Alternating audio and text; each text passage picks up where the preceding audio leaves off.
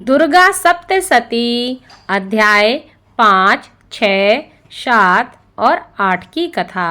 नमस्कार भाइयों बहनों और मित्रों, आप सभी का मेरे YouTube चैनल शुभकर माही अष्टो में स्वागत है। आज के इस वीडियो में दुर्गा सप्तशती के 5, 6, 7 और 8वें अध्याय की कथा को एक साथ श्रवण करेंगे। माना जाता है कि नवरात्रि के दिनों में जो भी मनुष्य इस पाठ को सुनता है या करता है, उस पर माँ भगवती की कृपा हमेशा बनी रहती है। उनके जीवन के सभी कष्ट दूर होते हैं और जीवन के सभी मनोरथ पूर्ण होते हैं। तो श्रद्धा भाव के साथ हर मनुष्य को इस दुर्गा सप्तशती के पाठों का स्मरण अवश्य करना चाहिए, जिससे आपके जीवन के संकट दूर हो सकें। इससे पहले आप सभी से विनम्र निवेदन है, अगर आप मेरे चैनल पर पहली बार आए हैं तो प्लीज़ वीडियो को लाइक, चैनल को सब्सक्राइब और वीडियो को ज़्यादा से ज़्यादा शेयर अवश्य करें, ताकि आपके साथ साथ आपके अपने भी इस कथा का लाभ ले सकें और माँ भगवती की कृपा उनके ऊपर भी बनी रहे। 5वें अध्याय में देवताओं द्वारा देवी की स्तुति चंड मुंड के मुख से अंबिका के रूप की प्रशंसा सुनकर शुंभ का उनके पास दूत भेजना और दूत का निराश लौटना, यह सब वर्णन किया गया है। तो महर्षि मेधा ने कहा, पूर्व काल में शुंभ निशुंभ नामक असुरों ने अपने बल के मद से इंद्र का त्रिलोकी का राज्य और यज्ञों के भाग छीन लिए, और वह दोनों इसी प्रकार सूर्य, चंद्रमा, धर्मराज और वरुण के अधिकार भी छीनकर स्वयं ही उनका उपयोग करने लगे। वायु और अग्नि का कार्य भी वही करने लगे, और उसके पश्चात उन्होंने जिन देवताओं का राज्य छीना था उनको अपने अपने स्थान से निकाल दिया। इस तरह से अधिकार छिने हुए देवताओं तथा दैत्यों द्वारा निकाले हुए देवता अपराजिता देवी का स्मरण करने लगे कि हे देवी, देवी ने हमको वर दिया था कि मैं तुम्हारी संपूर्ण विपत्तियों को नष्ट करके रक्षा करूंगी। ऐसा विचार करके सब देवता हिमालय पर गए और भगवती विष्णु माया की स्तुति करने लगे। देवताओं ने कहा, हे देवी, आपको नमस्कार है, शिव को नमस्कार है, प्रकृति और भद्रा को नमस्कार है। हम लोग रौद्र नित्या और गौरी को नमस्कार करते हैं। ज्योत्सना मयी, चंद्र रूपिणी व सुख रूपा देवी को निरंतर नमस्कार है। शरणागतों का कल्याण करने वाली वृद्धि और सिद्धि रूपा देवी को हम बार बार नमस्कार करते हैं। और नेत्रत्री राजाओं की लक्ष्मी तथा सर्वाणी को नमस्कार है। दुर्गा को दुर्ग स्थलों को पार करने वाली दुर्गपारा को सारा सर्वकारिणी ख्याति कृष्ण और धूम्र देवी को सदैव नमस्कार है। अत्यंत सौम्य तथा अत्यंत रौद्र रूपा को हम नमस्कार करते हैं, उन्हें हमारा बारंबार प्रणाम है। जगत की आधारभूत कृति देवी को बार बार नमस्कार करते हैं। जिस देवी को प्राणी मात्र विष्णु माया कहते हैं, उसको नमस्कार है, उसको नमस्कार है, उसको नमस्कार है। जो देवी संपूर्ण प्राणियों में चेतना कहलाती है, उसको नमस्कार है, उसको नमस्कार है। जो देवी संपूर्ण प्राणियों में बुद्धि रूप से स्थित है, उसको भी नमस्कार है, उसको नमस्कार है। जो देवी सब प्राणियों में निंद्रा रूप से विराजमान है, उसको भी नमस्कार है, उसको भी नमस्कार है। जो देवी संपूर्ण प्राणियों में क्षुधा रूप में विराजमान है, उनको भी नमस्कार है, उनको भी नमस्कार है। जो देवी संपूर्ण प्राणियों में छाया रूप में स्थित है, उनको भी नमस्कार है। जो देवी सब प्राणियों में शक्ति रूप से स्थित है, उनको भी नमस्कार है। और जो देवी संपूर्ण प्राणियों में तृष्णा रूप से स्थित है, उसको नमस्कार है, उसको नमस्कार है। जो देवी सब प्राणियों में शांति रूप से स्थित है, उसको नमस्कार है। जो देवी सब प्राणियों में श्रद्धा रूप से स्थित है, उसको नमस्कार है, उनको नमस्कार है। जो देवी संपूर्ण प्राणियों में कांति रूप से स्थित हैं, जो देवी सब प्राणियों में लक्ष्मी रूप से स्थित हैं, उनको नमस्कार है। जो देवी संपूर्ण प्राणियों में व्रती रूप से स्थित हैं, उनको नमस्कार है। जो देवी सब प्राणियों में स्मृति रूप में विराजमान है, उनको नमस्कार है। जो देवी सब प्राणियों में दया रूप से स्थित हैं, उनको नमस्कार है। जो देवी सब प्राणियों में तुष्टि रूप से स्थित हैं, उनको भी नमस्कार है। जो देवी संपूर्ण प्राणियों में मात्र रूप से स्थित हैं, उनको नमस्कार है, उनको नमस्कार है। जो देवी संपूर्ण प्राणियों में भ्रांति रूप से स्थित हैं, उनको भी नमस्कार है। जो देवी संपूर्ण प्राणियों में नित्य व्याप्त रहती हैं, उनको नमस्कार है। जो देवी चैतन्य रूप से इस संपूर्ण संसार को व्याप्त करके स्थित हैं, उनको नमस्कार है। पूर्व काल में देवताओं ने अपने अभीष्ट फल प्राप्ति के लिए जिनकी स्तुति की और देवराज इंद्र ने बहुत दिनों तक जिसका सेवन किया, वह कल्याण की साधना भूता ईश्वरी हमारा कल्याण और मंगल करे तथा सारी विपत्तियों को नष्ट कर डाले। असुरों के सताए हुए हम संपूर्ण देवता उस परमेश्वरी को इस समय नमस्कार करते हैं, जो भक्ति पूर्वक स्मरण किए जाने पर तुरंत ही सब विपत्तियों को नष्ट कर देती हैं। वह जगदम्बा इस समय भी हमारा मंगल करके हमारी समस्त विपत्तियों को दूर करें। महर्षि मेधक कहने लगे कि हे राजन, इस प्रकार जब देवता स्तुति कर रहे थे तो उसी समय पार्वती देवी गंगा में स्नान करने के लिए आईं। तब उनके शरीर से प्रकट होकर शिवा देवी बोलीं, शुभ दैत्य के द्वारा स्वर्ग से निकाले हुए शुंभ निशुंभ से हारे हुए यह देवता मेरी स्तुति कर रहे हैं। पार्वती जी के शरीर से अंबिका निकली थीं, इसलिए उनको संपूर्ण लोक में कौशिकी कहते हैं। कौशिकी के प्रकट होने के पश्चात पार्वती देवी के शरीर का रंग काला हो गया और वह हिमालय पर रहने वाली कालिका देवी के नाम से प्रसिद्ध हुईं। फिर शुंभ और निशुंभ के दूत चंडमुंड वहां आए और उन्होंने परम मनोहर रूप वाली अंबिका देवी को देखा। फिर वह शुंभ के पास जाकर बोले, हे महाराज, एक अत्यंत सुंदर स्त्री हिमालय को प्रकाशित कर रही है। वैसा रंग रूप आज तक हमने कभी किसी स्त्री का नहीं देखा। हे असुरेश्वर, आप यह पता लगाएं कि वह कौन है और उसको ग्रहण कर लें। वह स्त्री स्त्रियों में रत्न है। वह अपनी कांति से दसों दिशाओं को प्रकाशित करती हुई वहाँ स्थित है, इसलिए आपका उसको देखना उचित है। हे प्रभु, तीनों लोकों के हाथी, घोड़े और मणि इत्यादि जितने रत्न हैं, वह सब इस समय आपके घर में शोभायमान है। हाथियों में रत्न रूप ऐरावत हाथी और उच्चैश्रवा नामक घोड़ा तो आप इंद्र से ले आए। हंसों द्वारा जुता हुआ विमान जो कि ब्रह्मा जी के पास था, अब आपके पास है। और यह महापद नामक खजाना आप कुबेर से छीन लाए हैं। समुद्र ने आपको सदा खिले हुए फूलों की माला दी है। वरुण का कंचन की वर्षा करने वाला छत्र आपके पास है। रथों में श्रेष्ठ प्रजापति का रथ भी आपके पास ही है। हे दैत्येंद्र, मृत्यु से उत्क्रांतिका नामक शक्ति भी आपने छीन ली है और वरुण का पास भी आपके भ्राता निशुंभ के अधिकार में है। और जो अग्नि में ना जल सके ऐसे 2 वस्त्र भी अग्निदेव ने आपको दिए हैं। हे दैत्यराज, इस प्रकार सारी रत्न रूपी वस्तुएं आपके पास हैं, तो फिर आप यह कल्याणकारी स्त्रियों में रत्न रूप अनुपम स्त्री आप क्यों नहीं ग्रहण कर लेते।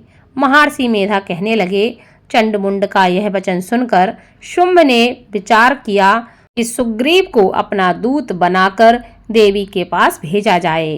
प्रथम उसको सब कुछ समझा दिया और कहा कि वहां जाकर तुम उसको अच्छी तरह से समझाना और ऐसा उपाय करना जिससे वह प्रसन्न होकर तुरंत मेरे पास चली आए। भली प्रकार समझाकर कहना। दूत सुग्रीव पर्वत के उस रमणीय भाग में पहुंचा जहां देवी रहती थीं। दूत ने कहा कि हे देवी, दैत्यों के राजा शुंभ जो इस समय तीनों लोकों का स्वामी है, मैं उनका दूत हूँ और यहाँ तुम्हारे पास आया हूँ। संपूर्ण देवता उनकी आज्ञा का एक स्वर में पालन करते हैं।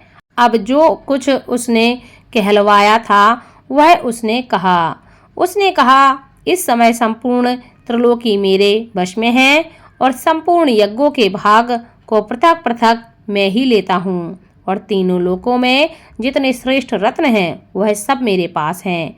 देवराज इंद्र का वाहन ऐरावत मेरे पास है जो मैंने छीन लिया है। उच्चैश्रवा नामक घोड़ा जो क्षीर सागर मंथन करने से प्रकट हुआ था उसे देवताओं ने मुझे समर्पित किया है। हे सुंदरी, इसके अतिरिक्त जो भी रत्न आभूषण पदार्थ देवताओं के पास थे वह सब मेरे पास हैं। हे देवी, मैं तुम्हें संसार की स्त्रियों में रत्न मानता हूँ क्योंकि रत्नों का उपभोग करना मुझे बहुत पसंद है। हे चंचल कटाओं वाली सुंदरी, अब यह मैं तुझ पर छोड़ता हूँ कि तू मेरे या मेरे भाई महापराक्रमी शुंभ की सेवा में आ जाए। यदि तू मुझे बरेगी तो मुझे अतुल महान ऐश्वर्य की प्राप्ति होगी। अतः तुम अपनी बुद्धि से यह विचार कर मेरे पास चली आओ। महर्षि मेधा ने कहा। दूत के ऐसे वचन कहने पर संपूर्ण जगत का कल्याण करने वाली भगवती दुर्गा मन ही मन मुस्कुराई और इस प्रकार कहने लगी।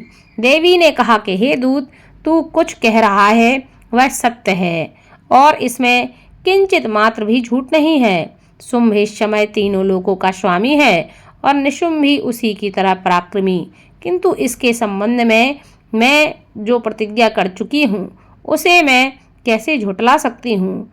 अब तू मेरी की गई प्रतिज्ञा के बारे में सुन। जो मुझे युद्ध में जीत लेगा और मेरे अभिमान को खंडित करेगा तथा बल में मेरे समान होगा वही मेरा स्वामी होगा। इसलिए शुंभ तथा निशुंभ यहाँ आवें और युद्ध में जीत कर मुझसे विवाह कर लें। इसमें भला देर की क्या आवश्यकता है। दूत ने कहा कि हे देवी, तुम अभिमान में भरी हुई हो, मेरे सामने तुम ऐसी बात ना करो। इस त्रिलोक में मुझे तो ऐसा कोई नहीं दिखाई देता जो कि शुंभ और निशुंभ के सामने ठहर सके। हे देवी, जब अन्य देवताओं में से कोई भी शुंभ व निशुंभ के समान युद्ध में नहीं ठहर सकता तो तुम तो एक स्त्री हो। तुम्हारे सामने रणभूमि में तुम कैसे उनके सामने ठहरोगी। जिन शुंभ आदि असुरों के सामने इंद्र आदि देवता नहीं ठहर सके तो फिर तुम अकेली स्त्री उनके सामने कैसे ठहर सकोगी। अतः तुम मेरा कहना मानकर उनके पास चली जाओ, नहीं तो जब वह तुम्हें केस से पकड़कर घसीटते हुए ले जाएंगे तो तुम्हारा गौरव नष्ट हो जाएगा। इसलिए मेरी बात मान लो। देवी ने कहा, जो कुछ तुमने कहा है वह ठीक है। शुंभ और निशुंभ बड़े बलवान हैं, लेकिन मैं क्या कर सकती हूँ क्योंकि मैं बिना विचारे प्रतिज्ञा कर चुकी हूँ। इसलिए तुम जाओ और जो मैंने कुछ कहा है वह सब आदर पूर्वक असुरेंद्र से कह दो। उसके पश्चात वह जो उचित समझे वही करे।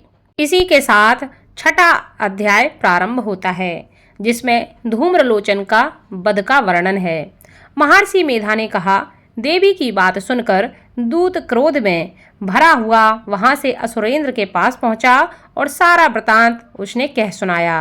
दूत की बात सुनकर असुरेंद्र को बहुत ज्यादा क्रोध आया और उसने अपने सेनापति धूम्रलोचन से कहा, हे धूम्रलोचन, तुम अपनी सेना सहित शीघ्र वहां जाओ और उस दुष्टा को केसों से पकड़कर उसे घसीटते हुए यहाँ ले आओ।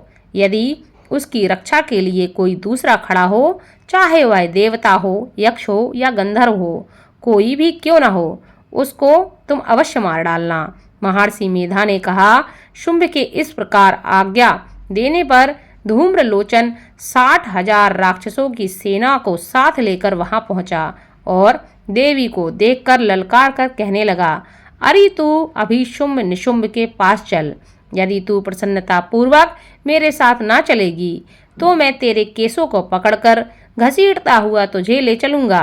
देवी कहने लगी, असुरेंद्र का भेजा हुआ तेरे जैसा बलवान यदि बलपूर्वक मुझे ले जावेगा तो ऐसी दशा में मैं तुम्हारा कर ही क्या सकती हूँ। महर्षि मेधा ने कहा। ऐसा कहने पर धूम्रलोचन उसकी ओर लपका, किंतु देवी ने उसको अपनी हुंकार से ही भस्म कर डाला।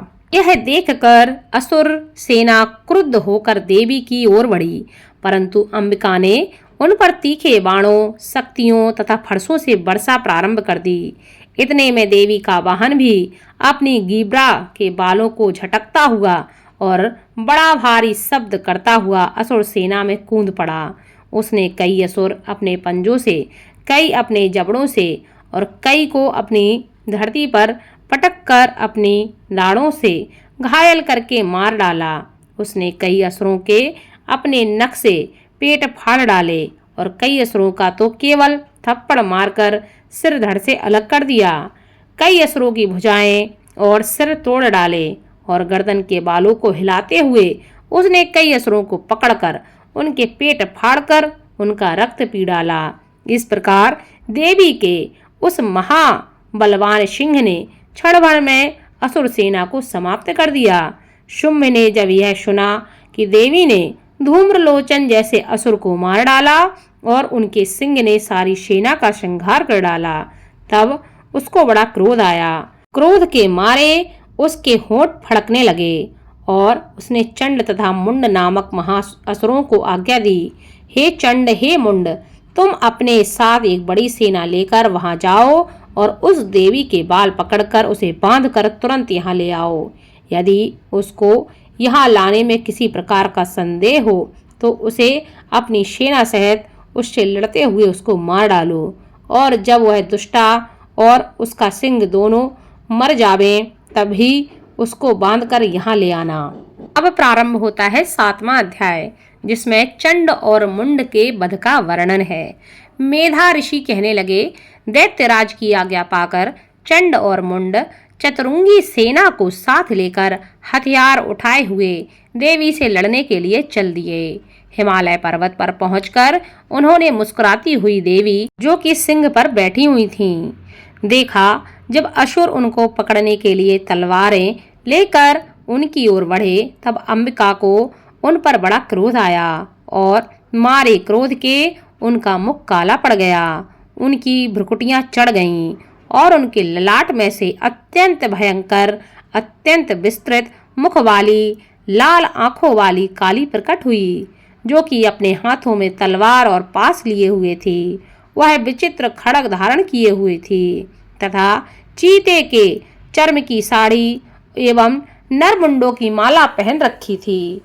उसका मांस सूखा हुआ था और शरीर केवल हड्डियों का ढांचा था, और जो भयंकर शब्द से दिशाओं को पूर्ण कर रही थी, वह असुर सेना पर टूट पड़ी और दैत्यों का भक्षण करने लगी। वह राक्षसों, अंकुशधारी महावतों, हाथियों पर सवार योद्धाओं और घंटा सहित हाथियों को एक हाथ से पकड़ पकड़कर अपने मुंह में डाल रही थी, और इसी प्रकार वह घोड़ों, रथों, सारथियों व रथों में बैठे हुए सैनिकों को मुंह में डालकर भयानक रूप से चबा रही थी।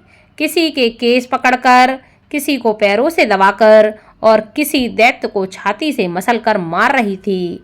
वह दैत्य के छोड़े हुए बड़े बड़े अस्त्र शस्त्रों को मुंह में पकड़कर और क्रोध में भरकर उनको दांतों से पीस रही थी। उसने कई बड़े बड़े असुर भक्षण कर डाले, कितनों को रौंद डाला और कितनों को मार मार के भगा दिया।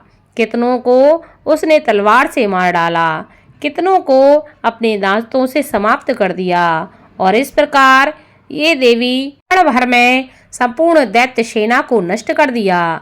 यह देखकर महापराक्रमी चंड काली देवी की और लपका और मुंड ने भी देवी पर अपने भयानक बाणों की वर्षा आरंभ कर दी और अपने हजारों चक्र उस पर छोड़े।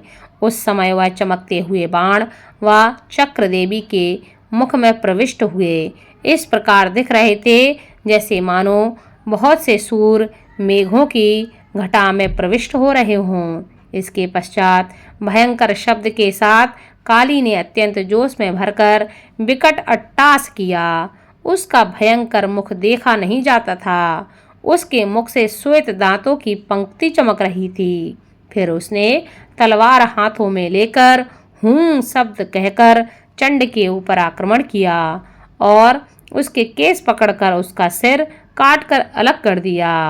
चंड को मरा हुआ देखकर मुंड देवी की ओर लपका, परंतु देवी ने क्रोध में भरे उसे भी अपनी तलवार से यमलोक पहुंचा दिया। चंड और मुंड को मरा हुआ देखकर उसकी बाकी बची हुई सेना वहां से भाग गई। उसके पश्चात काली चंड और मुंड के कटे हुए सिरों को लेकर चंडिका के पास पहुंची और प्रचंड अट्टहास के साथ कहने लगी, हे देवी, चंड और मुंड दो महादैत्यों को मारकर तुम्हें भेंट कर दिया है। अब शुंभ और निशुंभ का तुमको स्वयंवध करना है। महर्षि मेधा ने कहा, वहां लाए हुए चंड और मुंड के सिरों को देखकर कल्याणकाई चंडी ने काली से मधुर वाणी में कहा, हे देवी, तुम चूंकि चंड और मुंड को मेरे पास लेकर आई हो, अतः संसार में चामुंडा के नाम से तुम्हारी ख्याति होगी। अब प्रारंभ होता है 8वां अध्याय, जिसमें रक्त बीज के वध का वर्णन किया गया है। महर्षि मेधा ने कहा, चंड और मुंड नामक असुरों के मर जाने से और बहुत सी सेना के नष्ट हो जाने से असुरों के राजा प्रतापी शुंभ ने क्रोध युक्त होकर अपनी संपूर्ण सेना को युद्ध के लिए तैयार होने की आज्ञा दी। उसने कहा, अब उदायुध नामक 86 असुर सेनापति अपनी सेनाओं के साथ युद्ध के लिए जाएं और कंबू नामक 84 सेनापति भी युद्ध के लिए जाएं और कोटिवीर नामक 50 सेनापति और धौम्रकुल नाम के 100 सेनापति प्रस्थान करें। कालक, दौहद्र, मौर्य और कालके यह दैत्य भी मेरी आज्ञा से सजकर युद्ध के लिए कूच करें। भयानक शासन करने वाला असुरों का स्वामी शुंभ इस प्रकार आज्ञा देकर बहुत बड़ी सेना के साथ युद्ध करने के लिए चल पड़ा। उसकी सेना को अपनी ओर आता देखकर चंडिका ने अपने धनुष की टंकार से पृथ्वी और आकाश के बीच का भाग गुंजा दिया। हे राजन, इसके पश्चात देवी के सिंह ने दहाड़ना आरंभ कर दिया और अंबिका के घंटे के शब्दों ने उस ध्वनि को और भी बढ़ा दिया। धनुष की टंकार, शेर की दहाड़ और घंटे के शब्द से पृथ्वी और आकाश के बीच का भाग गूंज उठा और इसके साथ ही देवी ने अपने मुख को और भी भयानक बना लिया। ऐसे भयंकर शब्द को सुनकर राक्षसी सेना ने देवी तथा सिंह को चारों ओर से घेर लिया। हे राजन, उस समय दैत्यों के नाश के लिए और देवताओं के हित के लिए ब्रह्मा, शिव, कार्तिकेय, विष्णु तथा इंद्र आदि देवों की शक्तियाँ जो अत्यंत पराक्रम और बल से संपन्न थीं, उनके शरीर से निकलकर उसी रूप में चंडिका देवी के पास गईं। जिस देवता का जैसा रूप है, जैसे आभूषण थे और जैसा वाहन था, वैसा ही रूप, आभूषण और वाहन लेकर उन देवताओं की शक्तियां दैत्यों से युद्ध करने के लिए आईं। हंस युक्त विमान में बैठकर और रुद्राक्ष की माला तथा कमंडलू धारण करके ब्रह्मा जी की शक्ति आई। वृषभ पर सवार होकर हाथ में त्रिशूल लेकर महानाग का कंकड़ पहनकर और चंद्र रेखा से भूषित होकर भगवान शंकर की शक्ति महेश्वरी आई और मोर पर आरूढ़ होकर हाथ में शक्ति लिए दैत्यों से युद्ध करने के लिए कार्तिकेय जी की शक्ति उन्हीं का रूप धारण करके आई। भगवान विष्णु की शक्ति गरुड़ पर सवार होकर शंख, चक्र, श्रांग, गदा, धनुष तथा खड़ग हाथ में लिए हुए आई। श्री हरि की शक्ति 12 का शरीर धारण करके आई और नरसिंह के समान शरीर धारण करके उनकी शक्ति नरसिंहनी भी आई। उसकी गर्दन के झटकों से आकाश के तारे टूट पड़ते थे और इसी प्रकार देवराज इंद्र की शक्ति इंद्री भी ऐरावत के ऊपर सवार होकर आई। इसके पश्चात इन देवी शक्तियों से घिरे हुए भगवान शंकर ने चंडिका से कहा, मेरी प्रसन्नता के लिए तुम शीघ्र ही इन असुरों को मार डालो। इसके पश्चात देवी के शरीर में से अत्यंत उग्र वाली और सैकड़ों गीदड़ियों के समान आवाज करने वाली चंडका शक्ति प्रकट हुई।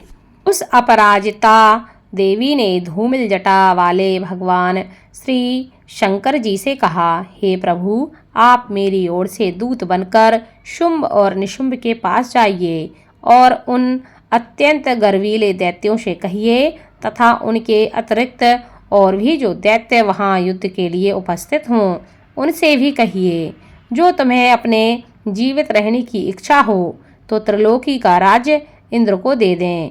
देवताओं को उनका यज्ञ भाग मिलना आरंभ हो जाए और तुम पाताल को लौट जाओ। किंतु यदि बल के गर्व से तुम्हारी लड़ने की इच्छा हो तो फिर आ जाओ। तुम्हारे मांस से भी मेरी योगनियाँ तृप्त होंगी। चूँकि उस देवी ने भगवान शंकर को दूत के कार्य में नियुक्त किया था, इसलिए वह संसार में शिवदूती के नाम से विख्यात हुई। भगवान शंकर ने देवी का संदेश पाकर उन दैत्यों के क्रोध का कोई आर पार ना रहा और वह जिस स्थान पर देवी विराजमान थी वहां पहुंचे और जाने के साथ ही उस पर बाणों और शक्तियों की वर्षा करने लगे। देवी ने उनके फेंके हुए बाणों, शक्तियों, त्रिशूल और फरसों को अपने बाणों से काट डाला और काली देवी उस देवी के साथ आगे खड़ी होकर शत्रुओं को त्रिशूल से विदीर्ण करने लगीं और खटवांग से कुचलने लगीं। ब्रह्माणी जिस तरफ दौड़ती थीं उसी तरफ अपने कमंडलू का जल छिड़क कर दैत्यों के वीर व बल को नष्ट कर देती थीं और इसी प्रकार महेश्वरी त्रिशूल से, वैष्णवी चक्र से और अत्यंत कोप वाली कौमारी शक्ति द्वारा असुरों को मार रही थी और ऐन्द्री के बाजू के प्रहार से सैकड़ों दैत्य रक्त की नदियां बहाते हुए पृथ्वी पर सो गए। बाराही ने कितने ही राक्षसों को अपनी थूथन द्वारा मृत्यु के घाट उतार दिया।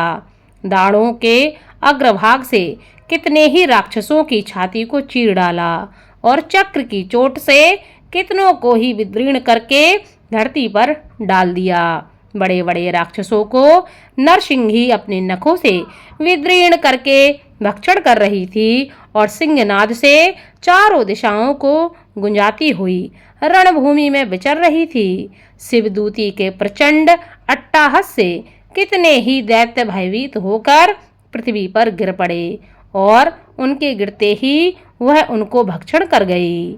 इस तरह क्रोध में भरे हुए मात्र गणों द्वारा नाना प्रकार के उपायों से बड़े बड़े असुरों को मरते हुए देखकर राक्षसी सेना भाग खड़ी हुई और उनको इस प्रकार भागता देखकर रक्तबीज नामक महापराक्रमी राक्षस क्रोध में भरकर युद्ध के लिए आगे बढ़ा। उसके शरीर से रक्त की बूंदें पृथ्वी पर जैसे ही गिरती थीं, तुरंत वैसे ही शरीर वाला तथा वैसा ही बलवान दैत्य पृथ्वी से उत्पन्न हो जाता था। रक्तबीज गदा हाथ में लेकर ऐन्द्री के साथ युद्ध करने लगा। जब ऐन्द्री शक्ति ने अपने वज्र से उसको मारा तो घायल होने के कारण उसके शरीर से बहुत सा रक्त बहने लगा और उसकी प्रत्येक बूंद से उसके समान ही बलवान तथा महापराक्रमी अनेक दैत्य भयंकर रूप से प्रकट हो गए। वह सबके सब दैत्य बीज के समान ही बलवान तेज वाले थे। वह भी भयंकर अस्त्र शस्त्र लेकर देवियों के साथ युद्ध करने लगे। जब ऐन्द्री के वज्र प्रहार से उसके मस्तक पर चोट लगी और रक्त बहने लगा तो उसमें से हजारों ही पुरुष उत्पन्न हो गए। वैष्णवी ने चक्र से एवं ऐन्द्री ने गदा से रक्तबीज को चोट पहुंचाई और वैष्णवी के चक्र से घायल होने पर उसके शरीर से जो रक्त बहा उससे हजारों महाअसुर उत्पन्न हो गए, जिनके द्वारा यह जगत व्याप्त हो गया। कौमारी ने शक्ति से, बारही ने खड़क से और महेश्वरी ने त्रिशूल से उनको घायल किया। इस प्रकार क्रोध में भरकर उस महादैत्य ने सब मात्र शक्तियों पर पृथक पृथक गदा से प्रहार किया और माताओं ने शक्ति तथा शूल इत्यादि से उनको बार बार घायल किया। उससे सैकड़ों महादैत्य उत्पन्न हुए और इस प्रकार उस रक्त बीज के रुधिर से उत्पन्न हुए असुरों से संपूर्ण जगत व्याप्त हो गया, जिससे देवताओं को भय हुआ। देवताओं को भयभीत देखकर चंडिका ने काली से कहा, हे चामुंडे, अपने मुख को बड़ा करो और मेरे शस्त्रघात से उत्पन्न हुए रक्त बिंदुओं तथा रक्त बिंदुओं से उत्पन्न हुए महाअसुरों को तुम अपने मुख में भक्षण करती जाओ। इस प्रकार रक्त बिंदुओं से उत्पन्न हुए महादैत्यों को भक्षण करती हुई तुम रणभूमि में विचरो। इस प्रकार रक्त क्षीण होने से यह दैत्य नष्ट हो जाएगा। तुम्हारे भक्षण करने के कारण अन्य दैत्य नहीं होंगे। काली ने इसी प्रकार कहकर चंडिका देवी ने रक्त बीज पर अपने त्रिशूल से प्रहार किया और काली देवी ने अपने मुख में उसका रक्त ले लिया। तब उसने गदा से चंडिका पर प्रहार किया। प्रहार से चंडिका को तनिक भी कष्ट न हुआ, किंतु रक्त बीज के शरीर से बहुत सा रक्त बहने लगा। लेकिन उसके गिरने के साथ ही काली ने उसको अपने मुख में ले लिया। काली के मुख में उस रक्त से जो असुर उत्पन्न हुए उनको उन्होंने भक्षण कर लिया और रक्त को पीती गईं। तदंतर देवी ने रक्त बीज को, जिसका कि खून काली ने पिया था, चंडिका ने उस दैत्य को वज्रबाण, खड़ग तथा तृष्टि इत्यादि से मार डाला। हे राजन, अनेक प्रकार के अस्त्रों से मरा हुआ और खून से वंचित हुआ महादैत्य रक्त बीज पृथ्वी पर गिर पड़ा। हे राजन, उसके गिरने से देवता अत्यंत प्रसन्न हुए और माताएं उन असुरों का रक्त पीने के पश्चात उद्यत होकर नृत्य करने लगीं। इसी के साथ दुर्गा सप्तशती के 5वें, 6वें, 7वें तथा 8वें अध्याय की कथा एक साथ श्रवण करने के बाद समाप्त होती है। 8वें अध्याय की कथा संपूर्ण हुई। इस अध्याय में आपने 4 अध्यायों की कथा एक साथ श्रवण करी है। बोलो माँ भगवती जगजननी जगदम्बेश्वरी माता दुर्गा की जय हो। इसको आप ज़्यादा से ज़्यादा शेयर करें ताकि आपके साथ साथ आपके अपने भी इस पाठ को सुन सकें और माँ भगवती की कृपा आपके साथ, आपके घर परिवार पर हमेशा बनी रहे। धन्यवाद। जय माता दी।